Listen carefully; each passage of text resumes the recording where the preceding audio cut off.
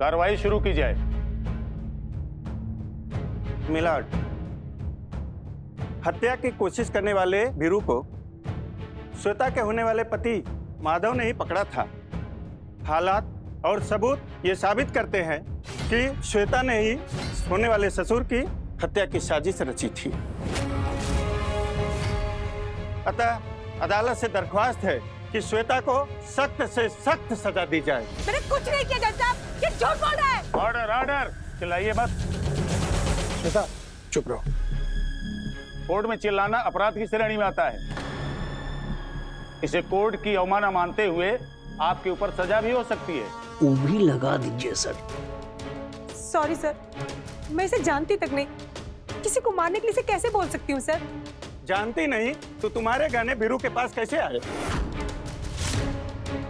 Maillard, इन्होंने ही अपने ससुर को मारने की साजिश रचने के एवज में वीरू को गहने दिए थे। मैं वो सबूत आपके सामने पेश करने की इजाजत चाहता हूं। जी, इजाजत है।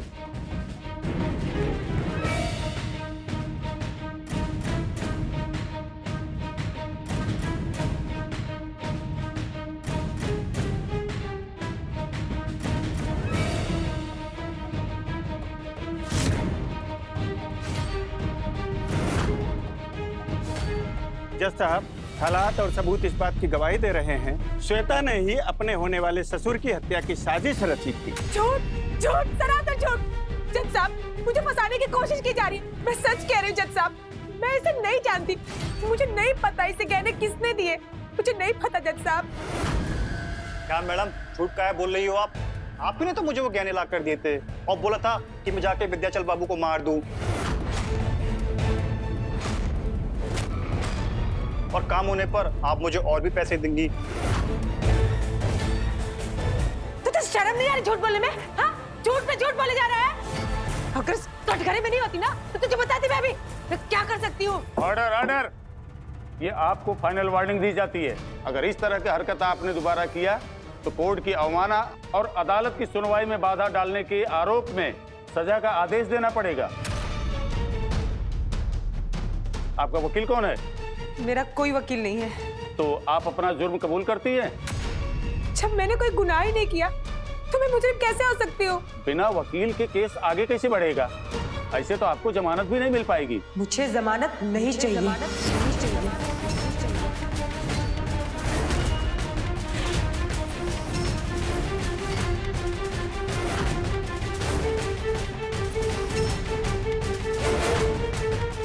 जब मैंने कोई गुनाह ही नहीं किया तो किस बात की जमानत?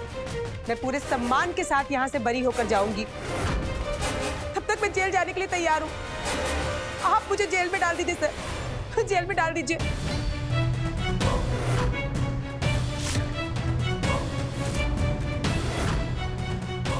अब इसका एक कौन सा नया नाटक है जी? ये अदालत श्वेता और वीरू को 15 दिन की न्यायिक हिरासत में भेजती है। तब तक के लिए कोर्ट मुलतवी की जाती है।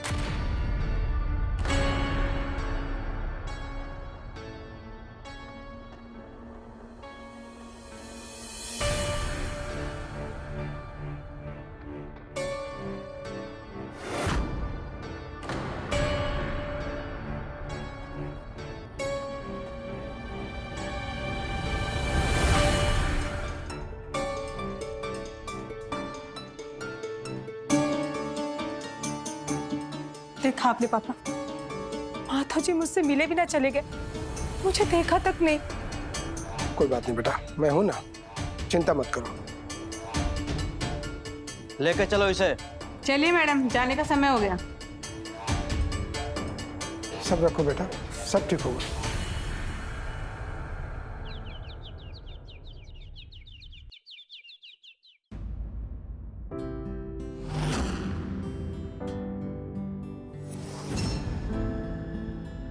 बाबूजी, लें सेब खा लें।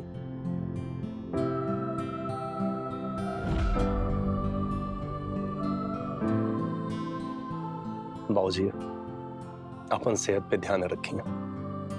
आप घर में ही रहिए, कहीं बाहर मत जाइएगा। ठीक है बेटा।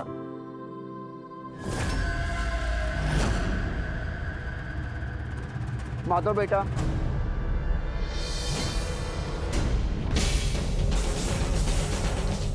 अरे मौसा जी प्रणाम। आइए आइए। हम यहाँ दावत खाने नहीं आए हैं। तो बैठेंगे, तो बैठेंगे, तो बैठेंगे।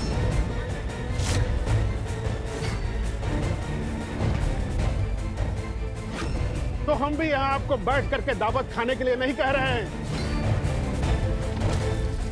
अरे मेहमानों का स्वागत करना तो हमारा संस्कार है। आप शांत हो जाइए। माधव बेटा, अपने पिताजी को भी कहो शांत हो जाए।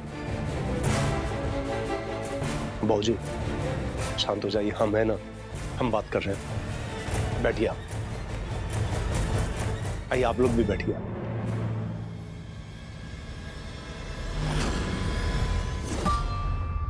बेटा माधव, तुमने पंचायत के फैसले के बावजूद श्वेता से चोरी से शादी करने की कोशिश की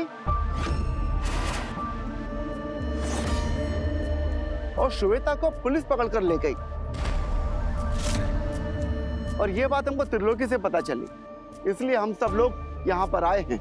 देखिए सरपंच जी, हम श्वेता से इसलिए शादी करना चाहते हैं कि हमारी शादी के बाद रुद्र की शादी हो सके और हमारी प्रॉपर्टी का बंटवारा हो सके। बात ये नहीं है बेटा माधव, हमने श्वेता को यहाँ से निकालने के लिए कहा था, लेकिन तुम नहीं माने। अब देखो, श्वेता ने तुम्हारे बाबूजी को मरवाने की कोशिश की और अब जेल में है। पंचायत के फैसले का ना मानने का फायदा क्या हुआ?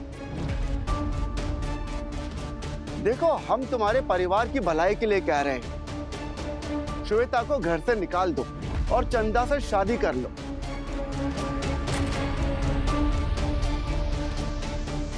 देखना, सारी समस्याओं का हल निकल जाएगा। देखिए सरपंच जी, ये जरूर है कि श्वेता के ऊपर इल्जाम लगा है, पर अभी वो साबित नहीं हुआ। बेटा माधव, तुम्ही ने तो वीरू को पकड़कर पुलिस के हवाले किया था।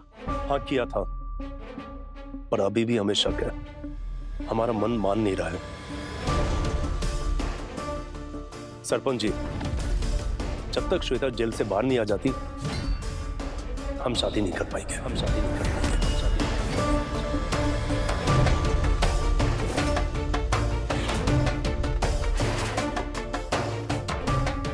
अब मेहरबानी करके आप लोग जा सकते हैं।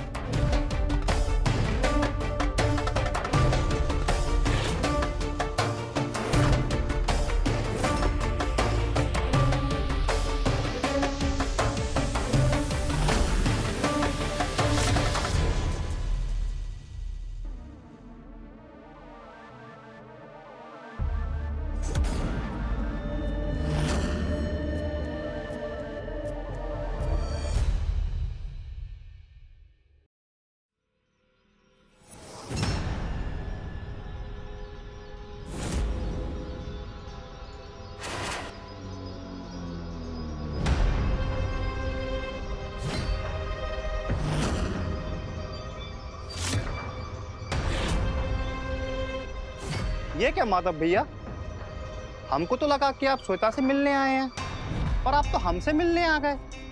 हम श्वेता से मिलने जाएंगे या नहीं जाएंगे, अब ये तुम पे निर्भर करता है। हमारे बाबूजी की हत्या करने के लिए क्या तुम्हें श्वेता ने भेजा था? अगर नहीं तो किसके कहने पे तुम गए थे?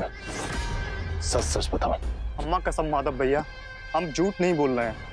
श्वेता के कहने पर ही हम आपके बाबूजी को मारने के लिए गए थे। और अगर अब माधव भैया वो अपनी बात से मुकर रही है, तो इसमें हम क्या कर सकते हैं? पर हम ऐसे बिल्कुल नहीं हैं।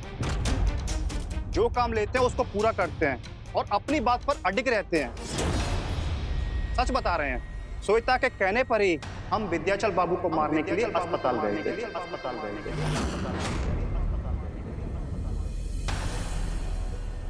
अरे ये क्या माधव भैया, आपकी आंखों में आंसू? हमने तो वही बोला है जो सच है। हम तुम्हारी वजह से दुखी नहीं हो रहे हैं वीरू, हमारे साथ बहुत बड़ा धोखा हुआ है। खैर, तुम नहीं समझोगे।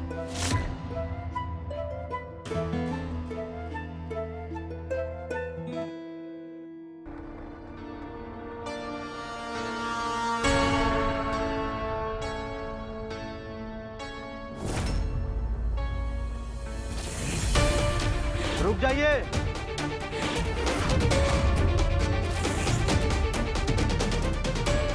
माता जी, आपको तो मुझ में यकीन है ना? माता जी बोलिए ना, माता जी। माता जी,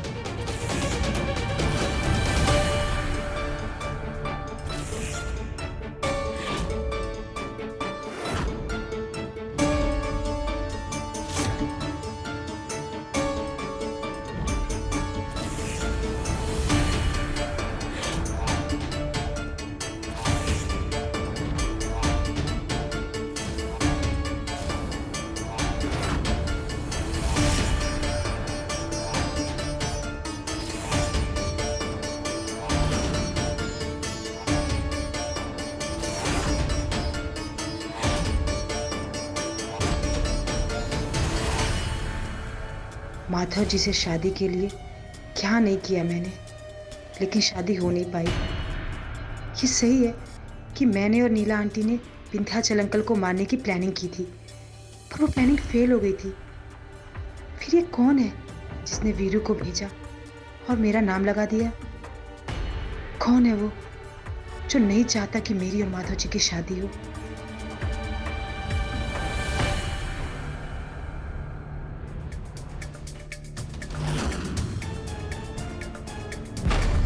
कसम माधव भैया, हम झूठ नहीं बोल रहे हैं। जो काम लेते हैं उसको पूरा करते हैं और अपनी बात पर अडिग रहते हैं। सच बता रहे हैं, श्वेता के कहने पर ही हम विंध्याचल बाबू को मारने के लिए अस्पताल गए थे।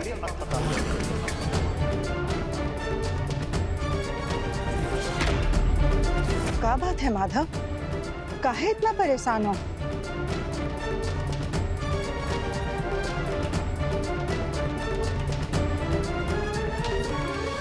हमारे साथ बहुत बड़ा धोखा हुआ है, बहुत बड़ा धोखा। अम्मा, आज हम जेल में वीरू से मिलने के लिए गए थे। वीरू की बातें सुन के हमें पूरा भरोसा हो गया कि वीरू को श्वेता नहीं अस्पताल में बाबूजी को मरवाने के लिए भेजा।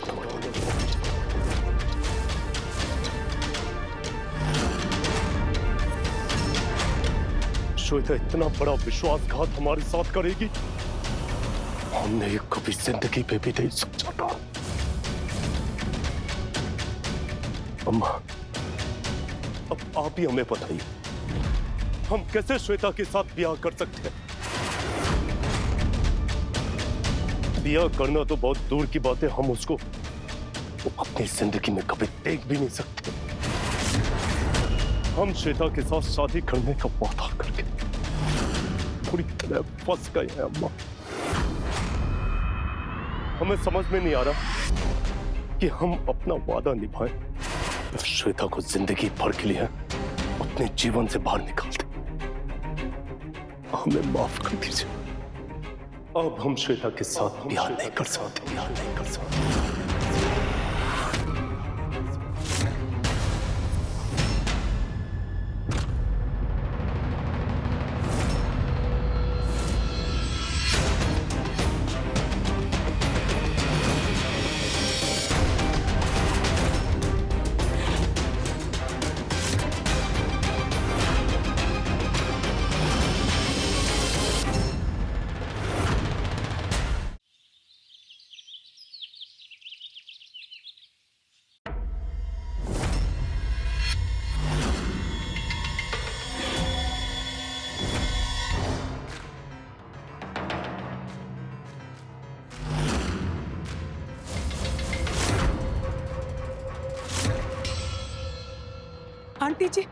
आंटी जी मैं हार गई, श्वेता हार गई। आंटी जी खुद तो हारी, आपको भी हरा दिया मैंने।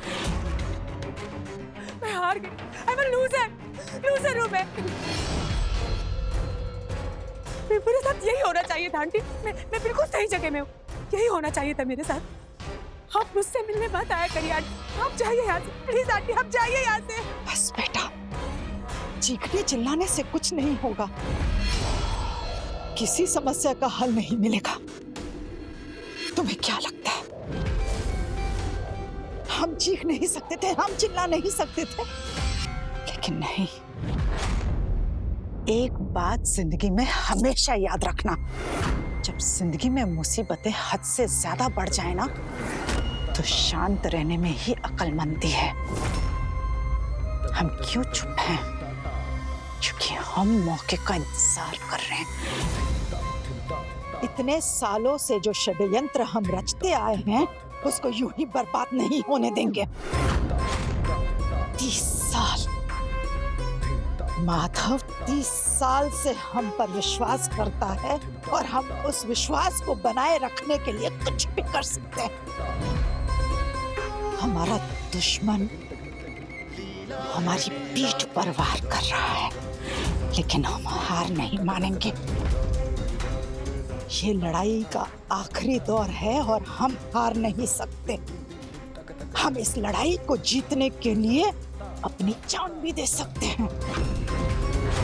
और खुद को और हमारे लोगों को सही साबित करने के लिए किसी भी हद तक जा सकते हैं। और बेटा, अगर हम ये लड़ाई हार गए तो हमारा जीना बेकार है। हम जी नहीं पाएंगे। हम ये लड़ाई किसी भी कीमत पर हार नहीं सकते। हमें जीतना है, हर हाल में जीतना है। इसलिए बेटा, हम पर विश्वास रखो, सब ठीक हो जाएगा। जल्दी बाहर करते हैं।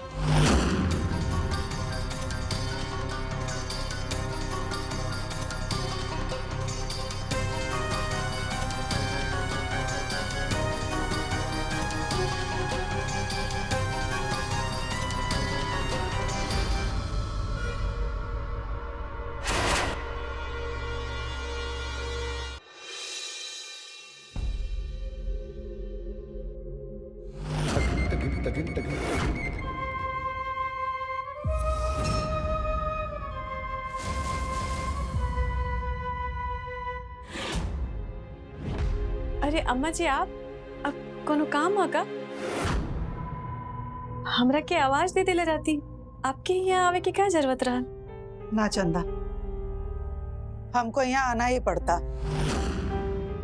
काहे के बच्चों के वास्ते खाना आज हम खुद बनाएंगे। अम्मा जी, हमनी सब है ना, एक क्या जरूरत था? हम बोले ना, आज बच्चों के लिए खाना हम बनाएंगे। जाओ तुम यहाँ से। सुनी नहीं? जाओ यहाँ से।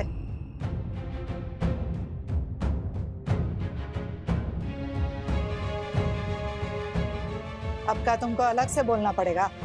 अब ना अम्मा जी। और सुनो। जी अम्मा जी।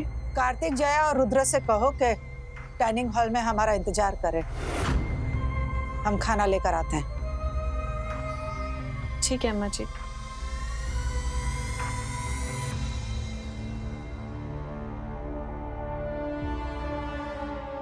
कहा जाने अम्मा जी के आज का भेंट।